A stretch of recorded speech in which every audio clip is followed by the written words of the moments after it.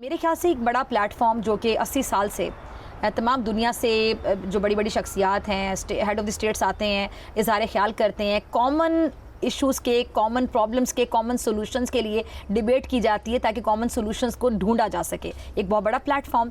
इस पर अब ये फ़लस्तीन का जो मामला है जो कि 7 अक्टूबर 2023 से चल रहा है वहाँ पे, तो इस डिबेट में अच्छी चीज़ ये हुई कि इस मामले को अब इसका सोल्यूशन ढूंढने के लिए अब तमाम लोग सीरियस नज़र आते हैं। और हमारे लिए फ़ख्र की बात यह है कि उन ममालिक में जिनका जो कि फ्रंट लाइन सोल्जर के तौर पर किरदार अदा कर सकते हैं, उनमें पाकिस्तान आगे होगा। उन 8 ममालिक में पाकिस्तान का अहम किरदार होगा जो इस मसले को हल करने के लिए किरदार अदा कर सकते हैं। तो आपने इस इशू पर बड़ी गहरी नज़र रखी, आप इस पर लिखते भी रहे, बात भी करते रहे। मैं जानना चाहती हूँ कि आप इसको कैसे कंक्लूड करते हैं। जी, सबसे पहले तो शुक्रिया आपका। देखिए बीबी, हम जो गलती करते हैं ना, मैं समझूंगा या हमारी आदत बन गई है, आप भी करती होंगी, मैं भी करता हूँ, सब करते हैं कि हम पाकिस्तान को बुरा भला बहुत कहते हैं। अच्छा, मैं नहीं कहती वैसे पाकिस्तान जिंदाबाद के लूट गया, मर गया, ख़त्म हो गया, लेकिन जब कोई अच्छी बात हो तो उसकी भी तारीफ़ करनी चाहिए। अपने मुल्क से मोहब्बत है। पाकिस्तान का जो इंतखाब हुआ, पाकिस्तान को जो शामिल किया गया, आप देख रही हैं, सिर्फ फ़लस्तीन का मसला सबसे बड़ा मसला है उम्मत मुस्लिमा का।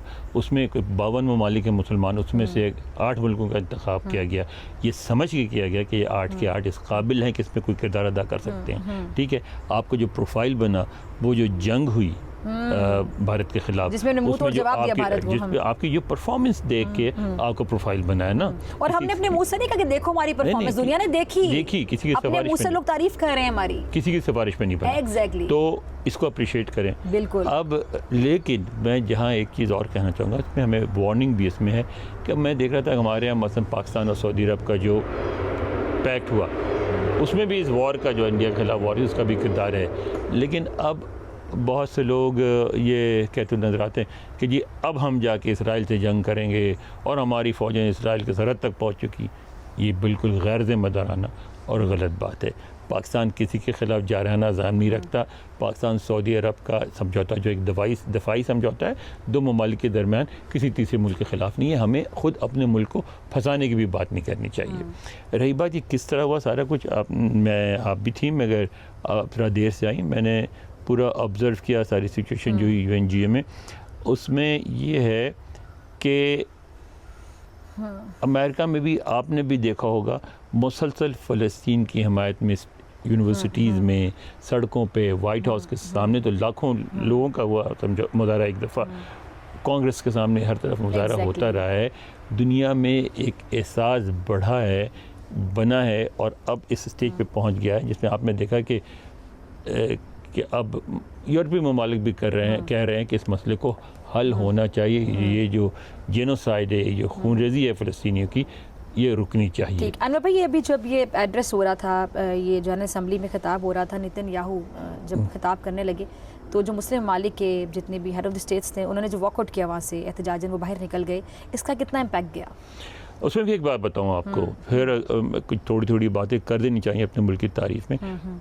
उसको OIC जो ऑर्गेनाइजेशन ऑफ इस्लामिक कंट्रीज़ है, उसके साथ पाकिस्तान ने कोऑर्डिनेट किया था। वहाँ मौजूद था, वहाँ मैंने अपनी रिपोर्ट में भी लिखा, और हमारे लिए बड़ी फ़ख्र की बात है कि पाकिस्तान ने कोऑर्डिनेट किया। इसीलिए मैं कह रहा हूँ कि पाकिस्तान के किरदार को रिकग्नाइज़ किया जा रहा है। तो माशाअल्लाह, अल्हम्दुलिल्लाह। बिल्कुल। तो मैं ये हुआ कि जब सारा कुछ हुआ ना, तो उसके बाद ये ज़रूरत महसूस की गई कि मसले का हल निकाला जाए।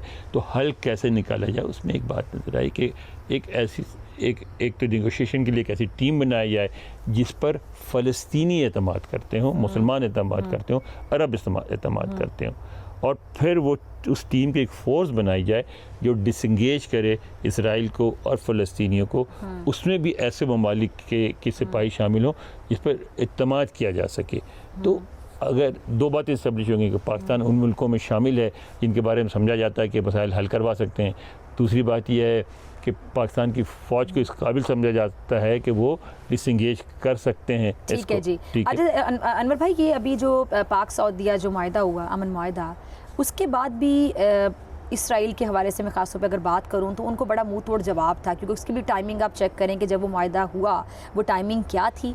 और दूसरा, मुस्लिम ममालिक के एक ब्लॉक, जो कि बड़े अरसे से बात हो रही थी कि ब्लॉक बनेगा जिसमें बड़े बड़े मुस्लिम ममालिक शामिल होंगे, तो अब हम कह सकते हैं कि अब वो ब्लॉक बनने जा रहा है।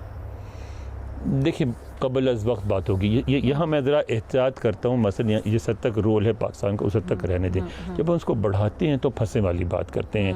आप बहुत अच्छी बात है, बहुत पॉजिटिव बात है कि एक 8 मुल्कों का ब्लॉक बना जो इनिशिएट करेंगे, लेकिन हमारे यहाँ बहुत हाईलाइट नहीं हुई कि जब उससे पहले जो पाक सऊदीया जो अभी ये फाइट मुआहिदा हुआ, मैं उस पे आ रहा हूँ, आप पर हमला हम पे कंसिडर होगा, मैं उसकी बात कर रही हूँ, मैं उसकी तरफ आ रहा हूँ ना। लेकिन जब ये हुआ नेतन्याहू का वॉकआउट हुआ, उसमें कोई 5-6 मुस्लिम ममालिक ने वॉकआउट नहीं किया, वहाँ बैठे भी रहे। किसी का नाम लेने की क्या ज़रूरत है, हमारे ही भाई हैं, लेकिन वॉकआउट किया उन्होंने, ठीक है, वहाँ से निकले।